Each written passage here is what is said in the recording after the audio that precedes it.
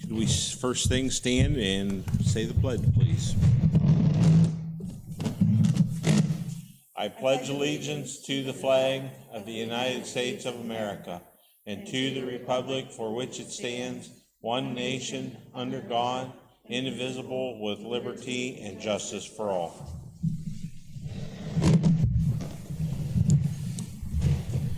Mr. Phillips, would you please call the roll? Taylor Christian. Here. Terry Lally. Here. Amy White. Here. Ralph Wintz. Here. Brian Bagwell. Here. First item on the agenda would be the approval of the minutes from the September 21st meeting. Is there any additions or corrections that anybody would like to make to the minutes? If not, let us have a motion for approval. I motion. Terry makes the motion. May I have a second? I second. Amy seconds. All those in favor say aye. Aye. Opposed? Motion carries. And on to Mr. Phillips and the treasurer's report. All right, in the regular general fund, there was $4,732,678.46 at month's end. I usually don't highlight this, but I'm going to. We have received the bus award that we applied for. We haven't received the money, but we received a notification that we'll have the $31,749 and some change.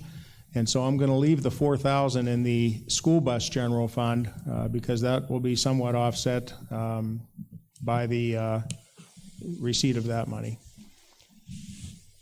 Going down the line, I have not yet applied for any project cash requests in the grants, so they are still running. I will be doing that in the next, probably early November. If you look at anything within 9021, we have a $31,000 deficit in the IDEA, $13,000 in Title I, and $4,500 in Title II-A. So I will be doing cash requests for those. All funds, the total balance, $6,877,891.75. Encumbered against that, $2,570,133.07, leaving an unencumbered balance of $4,307,758.68. And again, this time of the year, the encumbrances are pretty well front-loaded with utilities and benefits that are paid, or that are encumbered for the rest of the fiscal year. As of right now, everything's still looking pretty good and on track from what we've been expecting. If there are any questions on the cash summary report, the appropriations report, the revenue report, or the disbursements report, I can entertain those now. Otherwise, I'm done. Okay, does anybody have any questions for Mr. Phillips? If not, I'd entertain a motion for approval of the financial report. So moved. Taylor. Taylor, I'm sorry. Taylor moves. Can I have a second? Brian seconds. Brian seconds. All those in favor say aye. Aye. Opposed? Motion carries. And on to new business and Mrs. Carlson. Good evening. We're going to start first with our building administration. Mr. Rowan's going to start us off.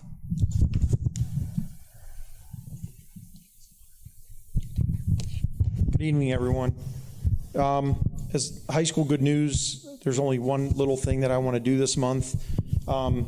If you've noticed, whenever you drive to our school, whether you're coming Green Beaver, north or south on Green Beaver, or 46 or east or west on 165, you would notice as you're driving down all these little signs that are attached to telephone poles that just have these little sayings or these little Go Raider things and painted. They're pretty simple, but they are eye-catching if you're driving and paying attention. So about a month or month and a half ago, I got some parents to call and say how good of an idea it was for the high school kids to be doing this, and they thanked the cheerleaders and they thanked all these people, and I started to kind of go through and ask questions about it, and it started just on maybe 6 or 8 or 10 polls, and then all of a sudden it was 6 or 8 more and 6 or 8 more, and now they got this road and that road. And as I went and kind of asked questions about it, what I found out was that we have 2 young ladies out in the audience out there. Gianna, come on up here, honey. It's Gianna Nagy, and it's Emily Lally. Come on up here, Em. Gianna's a 5th grader, and Emily's a 7th grader. And I'm sure that they had, if you know their families were very involved, I'm sure. But these 2 young ladies have been responsible for a lot of the sign making and a lot of getting them onto the posts. And I thought that it was something that was really, really cool. You could come closer, girls, just 6 foot apart and stay away from me, and I'll talk about you a little bit more.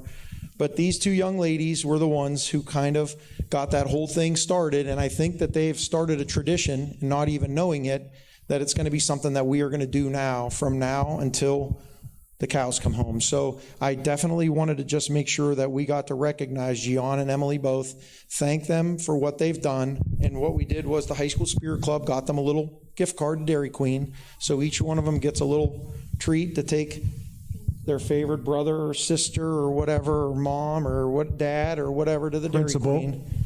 So, nah, Mr. Zolik is definitely not their favorite principal. I'm not their principal yet, so they can't take me. So, but Mr. Matus is available. He likes Dairy Queen too, but he gets those expensive treats there, so you better watch because he'll use the whole card. But those 2 young ladies, and I'm sure moms were involved, I'm sure dads helped, but these 2 young ladies, if you haven't noticed them, please drive down 165, 46, Green Beaver. They're on the poles periodically, and they got these cool little sayings, but these 2 young ladies were responsible for that, so I wanted to make sure that we publicly thanked them and we publicly recognized both of them for their energy and their effort. So could we give them a round of applause? Thank you very much, girls. We appreciate it. May I add also, Mr. Freedy asks every time we go up or down these roads, who's doing this? Who's doing this? So I would be glad to tell Mr. Freedy who these young ladies are. Thank you very much. All right, next up, Ms. Lewis. She's going to report out for the rest of the school as well as special service.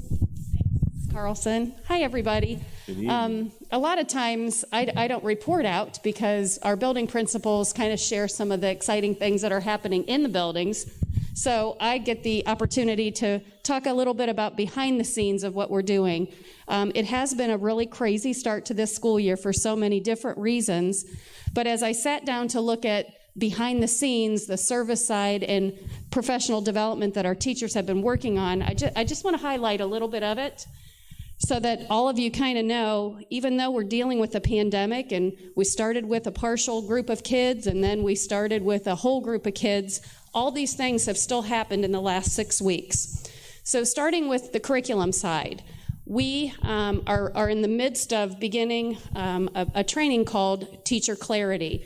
I attended a 2-day training this summer with one of our leading educators in the U.S. named Doug Fisher, and he put together a program of 7 different modules of really highlighting instruction and clarity and relevance to learning. So we're slowly unveiling that as we start this school year with both the administration and the teaching staff, and as we move into the spring with hopefully typical time of year, we're going to begin those modules. So that professional development has been kind of started and will continue to grow as this school year goes. On the side of student services, so just in the last 6 weeks, we have completed all of these things, and it's kind of remarkable when you look at it. I'll start with our language learners. Every new student to South Range has to come with a language usage survey. So that would be our new kindergarten students, any other new students that are coming to the district. All of those surveys have to be reviewed and determine if further language services are warranted. So every one of those have been already looked at. With the help of Mrs. Pettit and some other folks, we have now 3 language learners, and we have 3 plans in place that those plans are starting and services are being delivered to our students who need them. In the area of gifted education, The state of Ohio requires all school districts at 2 grade levels, we do it in 2nd grade and in 5th grade, to do a whole grade test, which means you have to give every single kid in that grade level gifted tests in 3 different areas: superior cognitive, mathematics, and reading. So COVID closed us last year, so we were not able to complete our 2nd and 5th grade testing.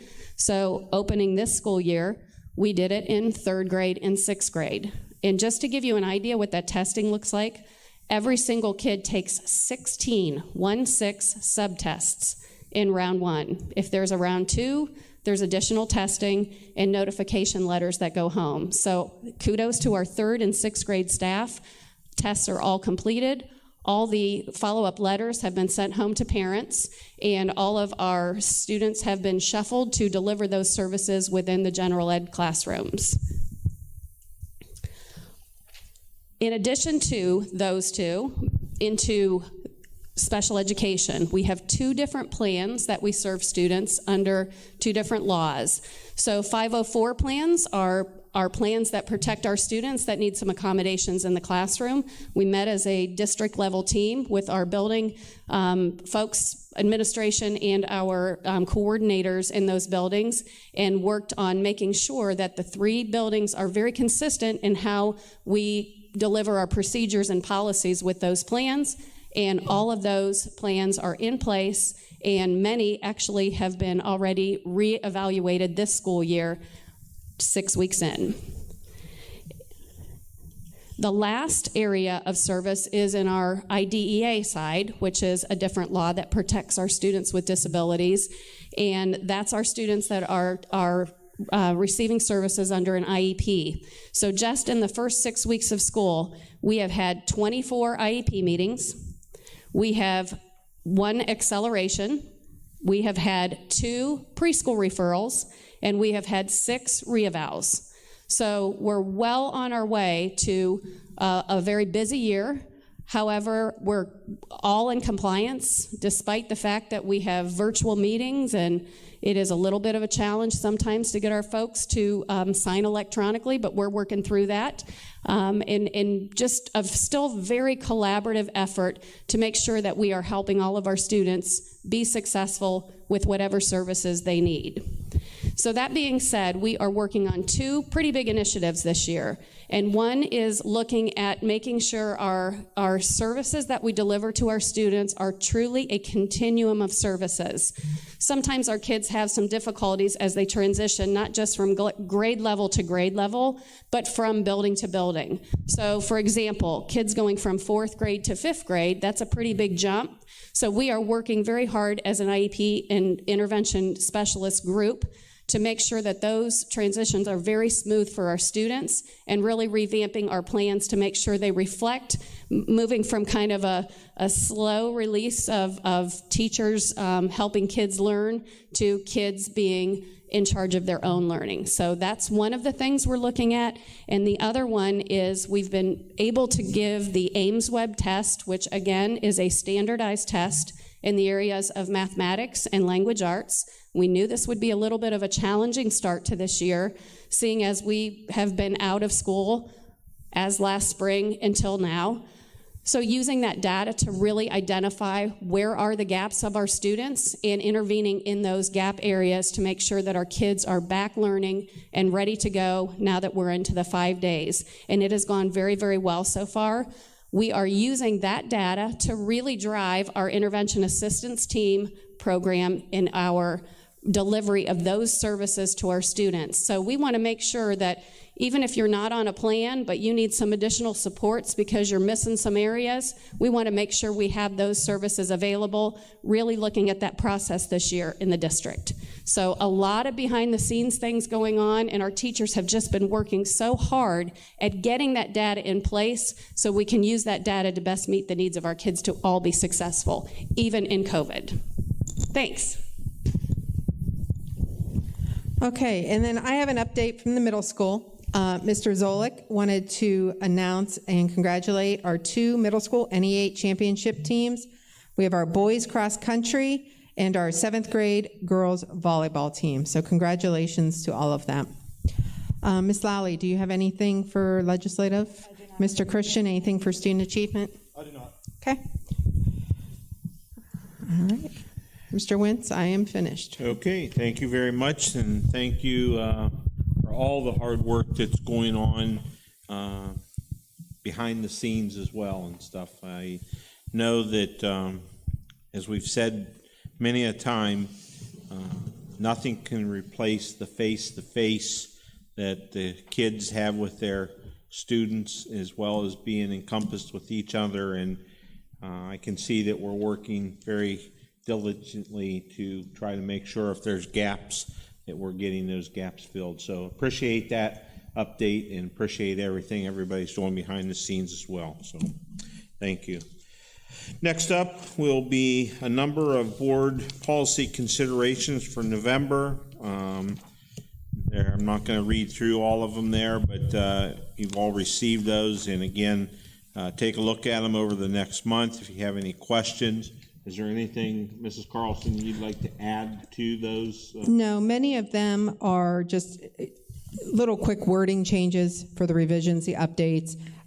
You'll notice that policy 551702 has been rescinded because of the new Title IX law.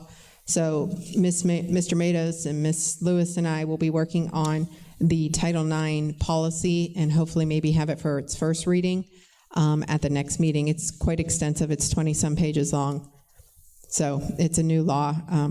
Fortunately, the two of them are helping me as compliance officers. I had to identify 2 compliance officers for this, so we'll have that for the next meeting. And then the only one to note is, and we kind of talked about this when we approved the face covering policy, because if you remember, we approved it the date that the governor came out saying now we all had to wear them.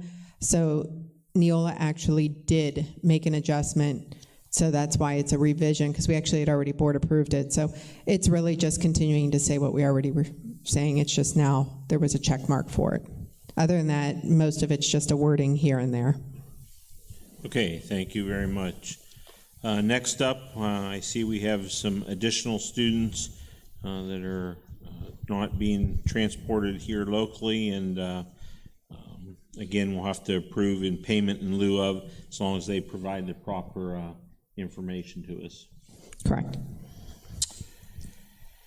Okay, next up will be the Power for Schools Consortium and the updated agreement. I'll turn that over to Mr. Phillips. We've been part of the Ohio School Council Power for School with OSBA, OASBO, and BASA for probably a little more than a decade, and we renewed last year at even a lower rate than had ever been before, and now they want to update it. We're only a year into it, but they had the opportunity with the power company to lower it a little bit more again. And so whenever that contract amount changes, you need to update the contract. So that's what this is for. Okay, thank you. And bus bid authorization. Yes, they, if you remember, we kind of did this in the spring, and then we didn't get the bids in, and we decided with COVID just kind of let it go. Well, with the recent accident and shortly thereafter, the state sent an email out saying that they reopened it, and they were allowed us to apply for the grant and the bid. As Mr. Phillips mentioned, we were approved. We did the update. We put all the documents in. Within the CCIP, they did approve us for this part of the grant, so this is asking permission again to go out for a bid so we could secure a new bus to replace the one that was in the accident. Right.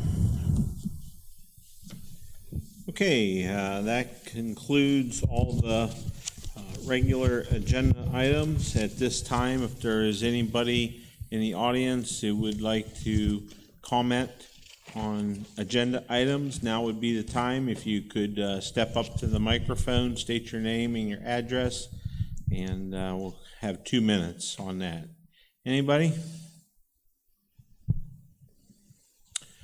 Okay, seeing there is no public participation for agenda items, we'll go back through and approve all these. First up is the board policy consideration for November. May I have a motion to accept that? I motion. Terry motions. May I have a second? Second, Taylor. Taylor seconds. All those in favor say aye. Aye. Opposed? Motion carries. Next up, the declaration for being impractical to transport students off-site to private schools. May I have a motion for that? Amy moves. Can I have a second? Brian second. Brian makes a second. All those in favor say aye. Aye. Opposed? Motion carries. Next up is the updated Power for Schools Consortium Agreement. May I have a motion for that? So moved. Taylor? Sorry, Taylor. It's just hard to hear down here. I'm sorry. I forgot to say my name on that one. Taylor moves. May I have a second? A second. Terry seconds. Mr. Phillips, roll call. Ralph Wintz, Yes. Amy White, Brian Bagwell, Terry Lally, Yes. Taylor Christian. Yes. And the motion does carry. Next up will be the authorization for a bus bid. May I have a motion for that? Brian moves. Brian makes the motion. May I have a second? Second. Amy seconds. All those in favor say aye. Aye. Opposed? Motion carries. Next up is public participation for non-agenda items. Is there anybody that would like to come forward? And if so, state your name and your address and state your concern. Ellen Christian, Calla Road, Salem. Is there any information, are we still having the mitten tree this year? How we'll be able to get access to it? If visitors aren't allowed in the school? We are still going to do that. We actually have tables set up in between the two glassways, so you can still come in and buzz to the office of any of the secretaries and leave it on the table, and they'll get it for you if you would like to participate. They'll go get the mitten and bring it to you. That's not a problem. Okay. Thank you for doing that. Okay, anybody else have any questions or comments they'd like to make at this time? Okay, if not, next up will be district update from Mrs. Carlson. Okay, thank you. Just a couple things. As you all know, this past weekend we were evaluated by the Ohio High School evaluators. I am very pleased to announce that our community and our team and everybody setting up did a great job. You basically get a pass or a fail. We had one fail, but you're always going to have some people not comfortable wearing masks, and a couple kids are running around playing football. So if that's all we got a fail on was for that one little thing, I was very pleased with the 42 other things that were checked off as a pass. So everybody that's been helping out with football games and making sure everything's prepared, can't thank them enough because it's a lot of work. They start working the day before, and Mr. Rowan and I and my poor son and the custodian staff went out and had to reset the whole thing up because the tape and everything had kind of torn off. So, every week it's like a couple day thing preparing. So can't thank everybody enough because it's a little unnerving when you're letting somebody else walk around to grade if you did a good job and if in fact they're gonna let us keep playing. Big thank you to our custodial staff, not just because of sports and different things that they have to do to prepare out there, but also just the extra cleaning. Having lunch in the classrooms, it's a lot of trash that they're bringing out of the hallways. They're constantly running back and forth, double cleaning different areas, and just staying on top of things, let alone just the regular school day cleaning. So we can't thank them enough. Another group of people, when we talk about athletics, Donnie Farron, Brock Miller, Sarah Fischel, Mr. Rome, Mr. Pagnotta, because even ticket sales with the playoffs, they have to set up tables now with computers for people to come buy tickets online. So it's not like the same as it used to be. It's a lot of extra work compared to what it usually is. So the organization and the hours that are being spent behind the scenes it's a lot, and they're really taking a lot of time to make sure that we're doing it effectively. Some other things I want to highlight, I don't know if you guys have noticed, we've had two very creative things. Mr. Rowan's team decided to buy a 33-foot blow-up TV screen that we can project movies on. So since you couldn't do a high school dance, they did a movie night, and it was a success, so we did another one this past weekend. The nice thing about it is we could only sell so many tickets, so we're able to kind of make sure that the kids are spread out, socially distanced. But I actually want to, beyond the group of people, Miss Rosen, Miss Berkey, Miss Scott, Miss Adams, Miss Elder, Mr. Rowan, Ms. Fischel, all the custodial staff. The students this past week, because it was cold, it was very cold, they had such a great time. They stayed apart, they wore their masks, they were very respectful. It was just a great time. We had about 80 kids on the field watching a movie. So it's a nice new tradition that we've kind of started here as we're talking about new traditions. And I think it's something that the kids are already ready to set. They want to have a winter one out there when it's freezing. Not going to happen, but that's what they would like. Some other things that have come my way, as we all know, the county is in red. I do watch the numbers. I watch about every 3 or 4 days. They update numbers. I talk to the health department constantly. We are continuing to be on a low corner of Mahoning County. The increase is mainly towards that upper northeast corner that is growing. The numbers are expanding there.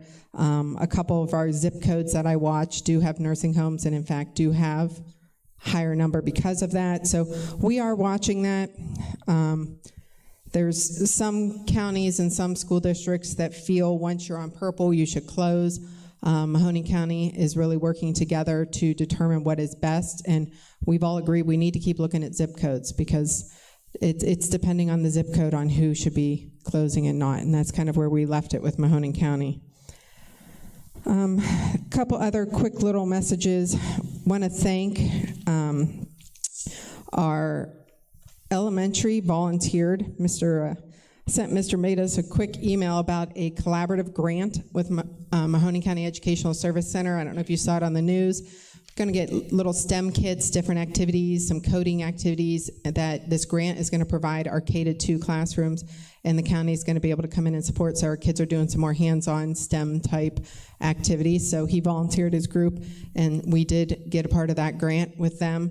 Also like to mention that what Ms. Lewis was talking about regarding the professional development, that is a grant we decided, SST5 reached out to us. Michelle Moore, one of our community members, is part of that, and she reached out and asked if we wanted to be a part of it. So we kind of volunteered in the midst of COVID for that professional development. So we're actually partnering with them for that. Another thing that's kind of a really great thing, once again, Green Township, they were able to secure some more funds to help us with some cleaning products and some more we did have to buy when we came back 5 days a week. We bought 2 more of the scanners to keep the kids moving in the building so we didn't have the hurting. So they're able to help. And then I sent you a picture of the hand washing station. Mahoning County Commissioners bought one for every school district. So ours is in the process. We're going to keep it in kind of in the hallway towards the high school when they're coming back from the cafeteria. But it's this giant, it's full of water underneath, and 4 kids can wash their hands at a time. So when the kids are even coming out of the gym, that'll help when we start gym classes too, because then they don't have to go into the bathroom. So that was donated for us. Lastly, for Caitlin for food service, if you didn't notice, the USDA extended the free lunch, breakfast and lunch through the end of the year. With the last round of funds, they were able to secure enough that they will be able to offer that for the rest of the school year for all students. And I think that was it, unless anybody has any questions for me. No, Pat, thank you very much for that update as well. Next up will be executive session under Ohio Revised Code 121.22 and Board Policy 0166 for the consideration, appointment, employment, dismissal, discipline, promotion, demotion, and compensation of a public employee. Also as well for the consideration of the purchase of property for public purposes or sale or other disposition of unneeded, obsolete, unfit for use property at competitive bidding. Do I have a motion to go into executive session? I motion. Terry moves. May I have a second? Amy seconds. Mr. Phillips, roll call. Taylor Christian? Yes. Terry Lally? Yes. Ralph Wintz? Yes. Amy White? Brian Bagwell? Board goes into executive session at 7:29 p.m.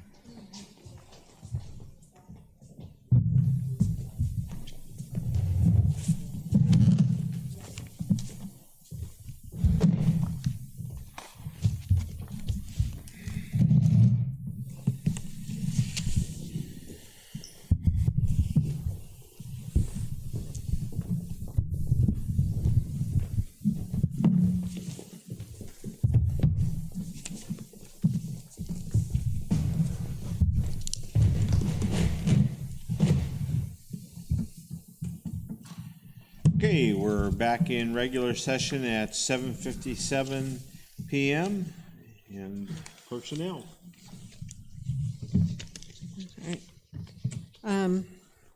Okay. So the first one I'd like to start with is to approve for the 2021 school year, the following people for substitute teaching positions: Patricia Shaw and Matthew Batista. And then approve also substitute aide for the 2021 school year of Mark Rowe. Approve Melody Quiros as an English language learner teacher for the 2021 school year at a rate of $40.27 an hour. She'll be working with our identified students that we mentioned earlier. Also approve the following supplemental contracts for the 2021 school year: Kristen Zabo, swimming coach; Jordan Graham, swimming coach; Brock Miller, 7th grade girls basketball coach; Kaylee Lucklin, 8th grade girls basketball coach; Josh Smith, assistant girls basketball coach; Troy Smith, assistant girls basketball coach. Both of them, as well as Mr. Fischel, the head coach, they will be dividing the percentages, but they didn't give them to me yet. They were working them out. So I'll make sure Amy has them so they're correct, so we don't have to re-board approve things. Mark Giese, 8th grade girls basketball coach; Will Klasinik, assistant boys basketball coach; Dave Markulin, assistant wrestling coach; Courtney Chandler, new mentor teacher. Also approve the following volunteers for the 2021 school year: Tom Titus for 7th grade girls basketball, pending his pupil activity permit; Chuck Colucci, wrestling. He is good through the end of November, and then we'll need to renew. Approve DJ services, if in case we are able to get back to having some normality of some school dances or events for the 2021 school year, Mr. Munson. Approve Tracy Schmreck as a part-time educational aide for the 2021 school year. Approve Samantha Ciccone as a part-time educational aide for the 2021 school year, pending the approval of her ODE license. And approve Mason Mino as a custodial volunteer for the 2021 school year. I want to make a little note: when you leave here, you'll see the little green stickers all over in the cafeteria for where the students, markers for them to sit. They were not easy to peel, and he did every single one of them when he volunteered some time and came in. So have to kudos to that. So, and that would be it for personnel. Okay, may I have a motion on personnel? I motion. Terry motions. May I have a second? Second. Amy seconds. Mr. Phillips, roll call. Taylor Christian, Yes. Ralph Wentz, Yes. Mary Lally, Yes. Amy White, Yes. Brian Bagwell. Yes. And personnel passes. And may I have a motion for adjournment? So move, Taylor. Taylor moves. Brian seconds. All those in favor say aye. Aye. We are adjourned. Thank you very much, and we will see you in November.